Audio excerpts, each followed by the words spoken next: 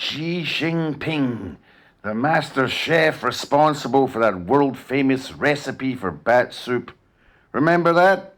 It went viral about 5 years ago. Now, like a lot of Asian dads, he's a big believer in education, or if you're a Uyghur, re-education.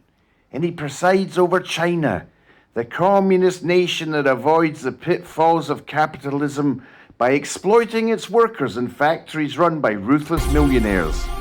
He's got a face like a melted candle, and he's got a microchip on his shoulder called Taiwan. I think I can say that now that TikTok is owned by a different country.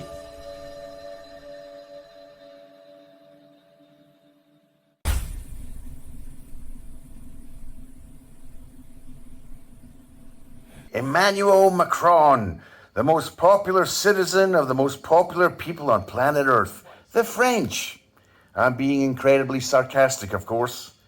Now, Emmanuel likes to think of himself as a new Napoleon, and no wonder. He's short, he's ugly, and the rest of the world hates him. He has the lowest approval ratings of any world leader. Joseph Stalin, with a highly infectious strain of the Ebola virus, would be more popular. Although not a devout Catholic, Macron hates using birth control so much he married a woman who went through the menopause 45 years ago. Some people have said his wife, Brigitte, is a trans woman. But if you were going to make the effort to transition, don't you think you'd set your sights a bit higher in the looks department? Admit it. If you were on a drunken night out and you had the choice to bring home either Bridget Macron or Caitlyn Jenner, I think we'd all opt for the American, don't you think? Just don't let her drive.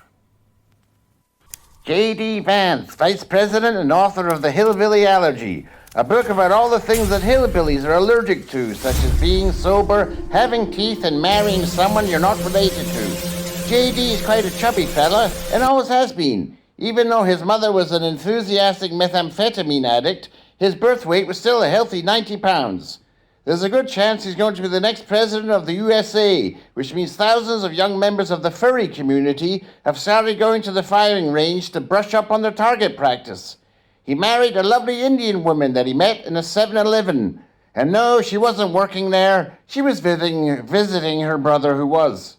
Many people think he wears mascara because around his eyes there happens to be a lot of mascara. But he rarely uses makeup, apart from that one time when he met his wife's parents for the first time, and he wore a lot of dark brown foundation all over his face, just so her dad wouldn't attack him with a sword.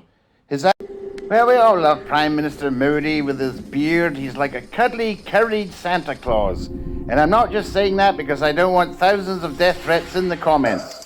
And our business leaders really appreciate all the workers he generously provides to the West, which helps us avoid horrible, disgusting things like wage increases and unionization. Thanks, Modi. And thanks for butter chicken and garlic naan too. Speaking of naans, my mother is constantly having charming young Indian men phoning her up out of the blue and offering to help her fix her bank account, all for free. All she has to do is own up her password and underwear. Isn't that lovely? Who says chivalry is dead? Oh, that last bit was a bit rough. Oh well.